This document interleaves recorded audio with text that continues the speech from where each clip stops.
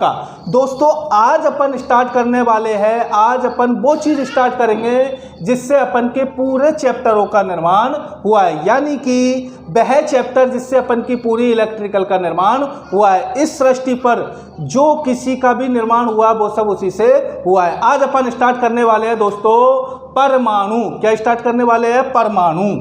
देखो दोस्तों, परमाणु से संबंधित आपके कितने क्वेश्चन आएंगे, कैसे क्वेश्चन आएंगे, वो सारे की सारी चीजें मैं यहाँ पर आपको क्लियर कर दूंगा। दूसरी बात दोस्तों, एक चीज और ध्यान रख लेना, अपन जो भी चैप्टर पढ़ाएंगे उस चैप्टर के लास्ट में उस चैप्टर से संबंधित इंपोर्टेंट 10 क्वेश्चन आपको यहाँ पर हल कराए जाएंगे, ताकि आप बिल्कुल अपनी बुद्धि का सही इस्तेमाल कर सको। ठीक है दोस्तों। परमाणु शब्द आपके किस प्रकार बना है? तो देखो दोस्तों, परमाणु शब्द की उत्पत्ति मैं आपको दो प्रकार से बता रहा हूं। एक तो बता रहा हूं अंग्रेजी के हिसाब से, ठीक है, अंग्रेजी के हिसाब से, और दूसरी बता रहा हूं आपको हिंदी के हिसाब से। और दोस्तों ये चीज ध्यान रख लेना, ये चैप्टर एकदम बिल्कुल क्लियरता से पढ़ना, कोई भी दिक्कत हो बता देना, क्योंकि ये चैप्टर अपन के सबसे इंपॉर्टेंट चैप्टर है। क्योंकि जो भी आपके विद्युत का निर्माण हुआ है, किस प्रकार आपके इलेक्ट्रॉन चलेंगे, किस प्रकार वोल्टेज पैदा होगी, ये सारे के सारे अपन के परमाणु से ही बने। तो इस चैप्टर को बिल्कुल क्लियरली माइंड से देखना दोस्तों, और माइंड से पढ़ना। ठीक है, तो देखो सबसे पहले अपन बात करते हैं परमाणु के बारे में इंग्लिश से, अंग्रेजी से। ठीक है दोस्तों, तो क्या है दोस्तों परमाणु शब्द? परमाणु को अपन क्या बोलते हैं? एटम। क्या बोलते हैं? एटम। परमाणु को बोलते हैं अपन एटम। ठीक है, और इसकी उत्पत्ति कहां से हुई है? तो इसकी उत्पत्ति ग्रीक भाषा से हुई है। कौन सी भाषा से हुई है? ग्रीक भाषा से इसकी उत्पत्ति हुई है। ग्रीक भाषा में इसको क्या बोलते हैं? एटोमिया। क्या बोलते हैं? एटोमी इसको बोलते हैं। किसमें? ग्रीक भाषा में। और एटोमिया का जो शाब्दिक अर्थ होता है, वो शाब्दिक अर्थ क्या होता है? एटोमिया का शाब्दिक अर्थ होता है अविभाजित। क्या होता है? अविभाज्य, यानी कि जिसके टुकड़े ना हो सके या जिसे काटा नहीं जा सके, उसको अपन बोल देंगे एटम। क्या बोलेंगे? एटम। ये सारी की सारी जो फर्स्ट में बताई थी, ये सारी की सारी जो भाषा लागू होती है, वो अपन के दी थी किसने? वो दी थी डाल्टन ने। किसने दी थी? डाल्टन ने। यानी कि दोस्तों एटम शब्द की उत्पत्ति ग्रीक भाषा के एटोमिया नामक शब्द से हुई है, जिसका शाब्दिक अर्थ होता है अविभाज्य। और ये अविभाज्य का जो सिद्धांत दिया था, वो दिया था अपन के डाल्टन ने। तो क्वेश्चन ये बनता है दोस्तों, सबसे पहले ये किसने बताया कि परमाणु अविभाज्य होता है? तो सबसे पहले बताया था आपके डाल्टन ने। कब बताया था? तो ये बताया था 1803 ईस्वी में। कब बताया था? 1803 ईस्वी में डाल्टन नामक वैज्ञानिक ने बताया था कि परमाणु वह छोटे से छोटा कण होता है जिसका विभाजन नहीं किया जा सकता, वो कहलाता है अपन के परमाणु। बैठ की दोस्तों समझ में। अब चर्चा करते हैं अपन हिंदी में। तो हिंदी में परमाणु को क्या बोलते हैं? परमाणु का मतलब होता है परम प्लस अणु। क्या होता है? परम प्लस अणु। हिंदी में आपके परमाणु का अर्थ होता है, परमाणु जो कहते हैं वो ध्यान से देख लेना दोस्तों, क्योंकि यहीं से आपके पूरे परमाणु की परिभाषा बिल्कुल क्लियर हो जाएगी। ठीक है दोस्तों, तो हिंदी में इसकी उत्पत्ति हुई है परम प्लस अणु से। परम का मतलब होता है विचित्र। क्या होता है दोस्तों? परम का मतलब विचित्र, और अणु का मतलब होता है कण। अणु का मतलब क्या होता है? कण। तो वह कण जो विचित्र हो, वह कण जो विचित्र हो, वो कहलाता है परमाणु। और ये किसने कहा था कि कण विचित्र है? तो आपके ध्यान रखना दोस्तों, ये मैं आपको फिर बता रहा हूं कि जब विदेशों में कुछ भी उत्पत्ति नहीं हुई थी, उससे पहले अपन के भारत में बहुत सी वैज्ञानिक उत्पत्तियां हो चुकी थी, उसके बावजूद भी श्रेय विदेशी वैज्ञानिकों को ही दिया जाता है, जबकि वो चीजों का पता हमारे भारत में महर्षियों ने बहुत पहले लगा लिया था। तो ये दिया था महर्षि कश्यप ने। किसने दिया था? महर्षि कश्यप ने। ध्यान रखना दोस्तों, यानी कि विचित्र परमाणु जो है वो एक विचित्र कण होता है, ये बताया था महर्षि कश्यप ने। ठीक है दोस्तों, वो कहलाता है परमाणु। अब विचित्र कैसे हो दोस्तों, तो विचित्र के बारे में हमारे कश्यप जी ने बताया था कि वह कण जिसको अपन यदि कहीं पर रख दे तो वो स्वतंत्र अवस्था में नहीं रह सकता।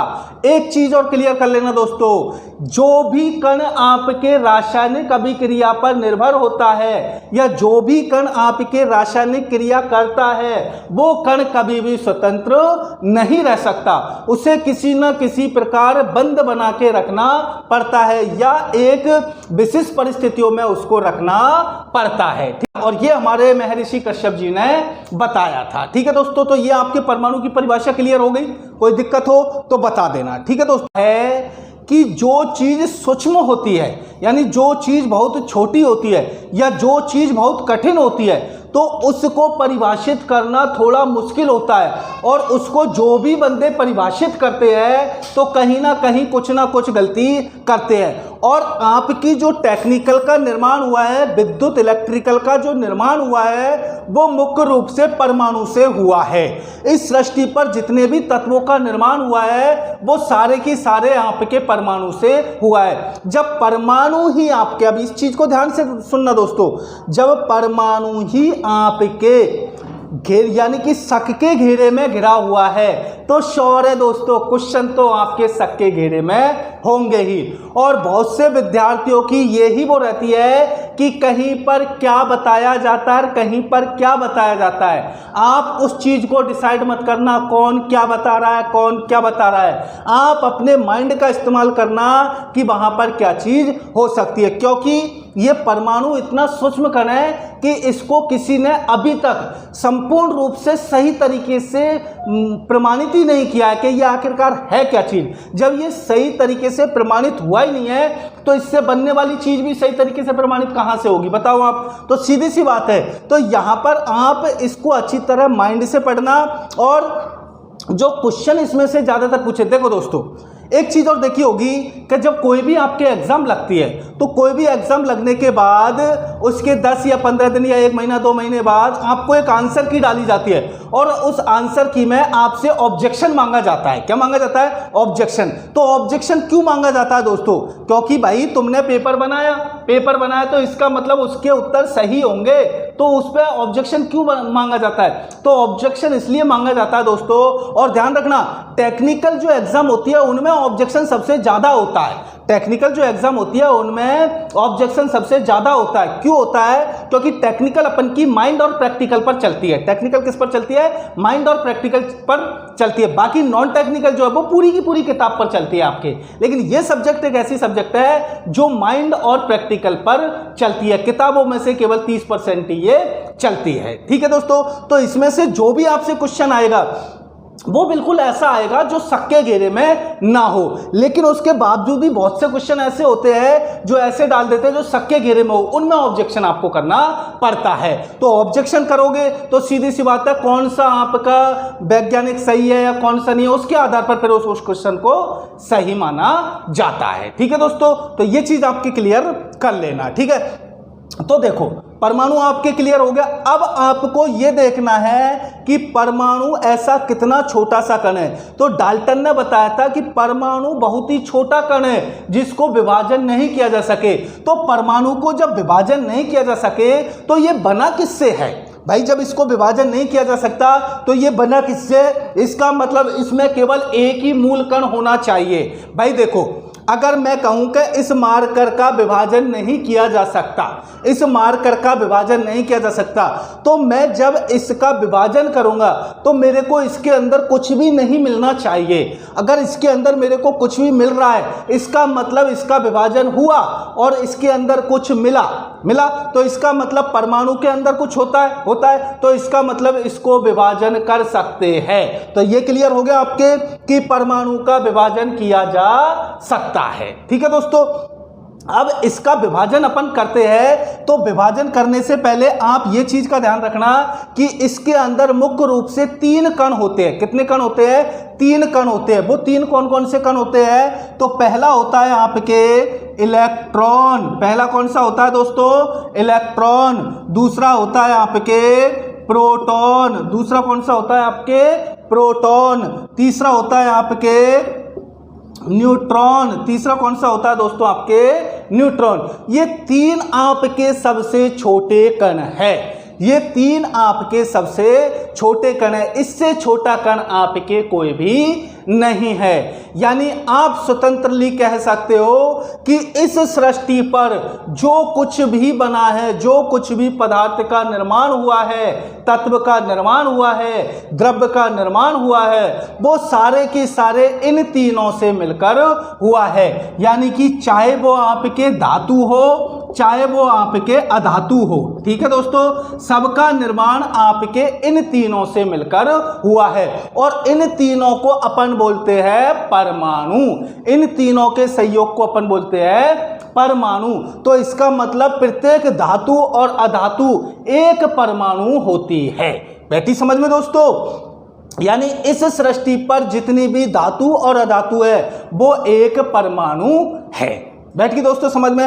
अब देखो, अब एक क्वेश्चन ये भी बनता है आपके, और ये पूछा भी गया था कि परमाणु जो होता है उसकी आकृति कैसी होती है। तो परमाणु की आकृति कैसी होती है दोस्तों? तो परमाणु की आकृति होती है गोलाकार। कैसी होती है दोस्तों? परमाणु की आकृति गोलाकार होती है। लेवल की एग्जाम में क्वेश्चन पूछेगा तो वो पूछेगा परमाणु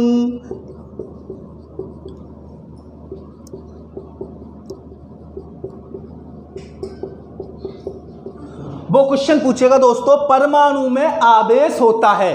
वो क्या क्वेश्चन पूछेगा? परमाणु में आवेश होता है। अब इसका उत्तर आपको क्या देना है, क्या नहीं देना, तो देखो,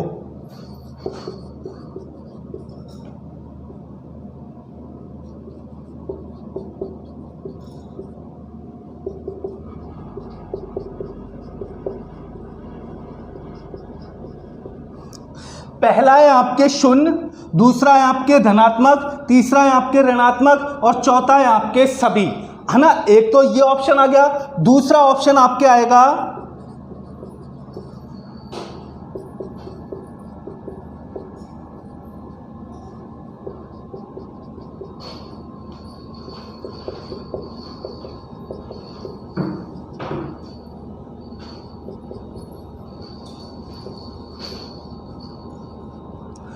देखो दोस्तों, पहला क्वेश्चन आपके आएगा परमाणु में आवेश होता है, और आपके विकल्प आएंगे ये, और ये केवल ITI लेवल की जो एग्जाम होगी उसमें आएंगे।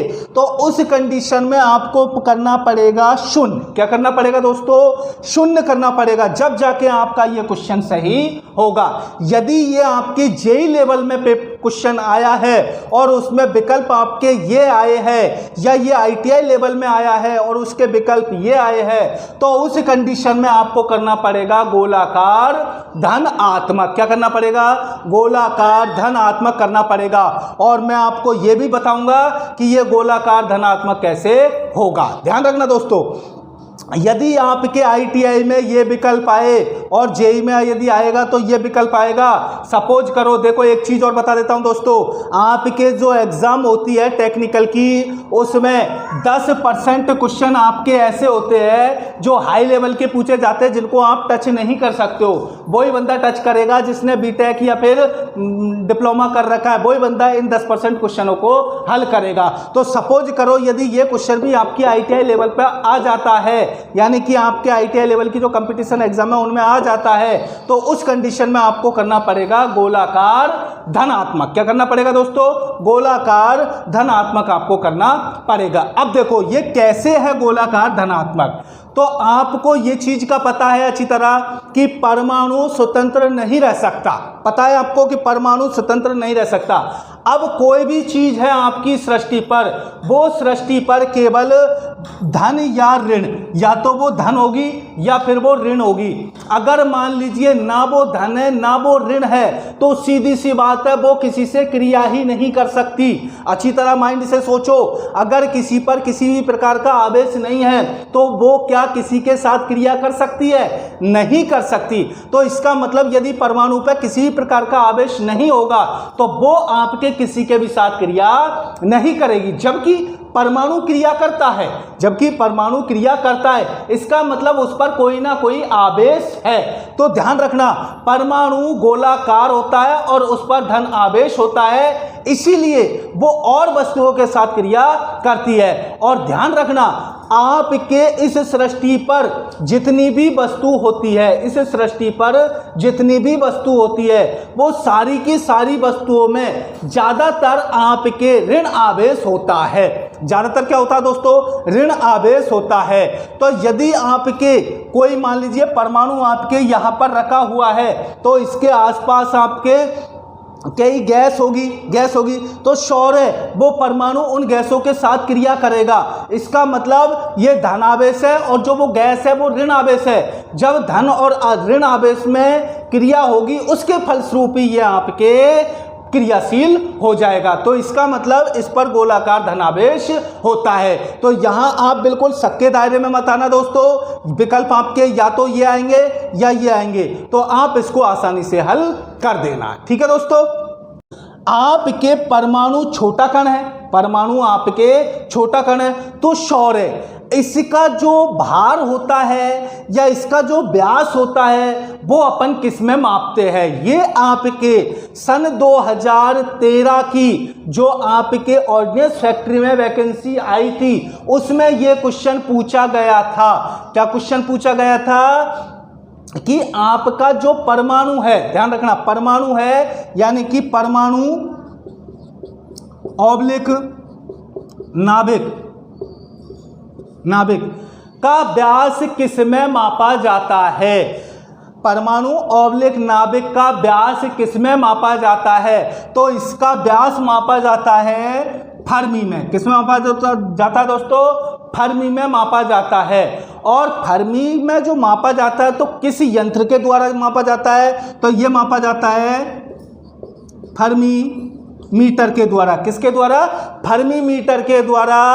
फर्मी में नाभिक और परमाणु का व्यास मापा जाता है।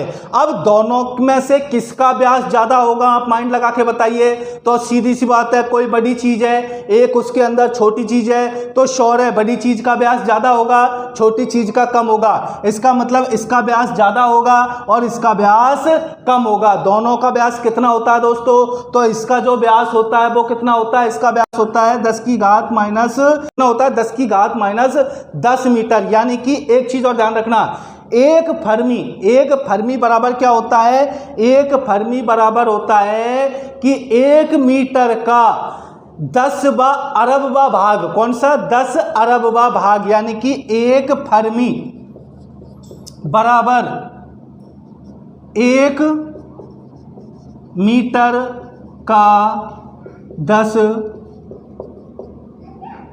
अरबवां भाग। यानी कि एक फर्मी में आपके 1 मीटर का 10,000वां भाग होता है। यानी कि आपके परमाणु में जो परमाणु का व्यास होता है वो 10 की घात माइनस 10 मीटर होता है, जबकि नाभिक का जो व्यास होता है वो 10 की घात माइनस 15 मीटर होता है। तो ये चीज़ आप क्लियर कर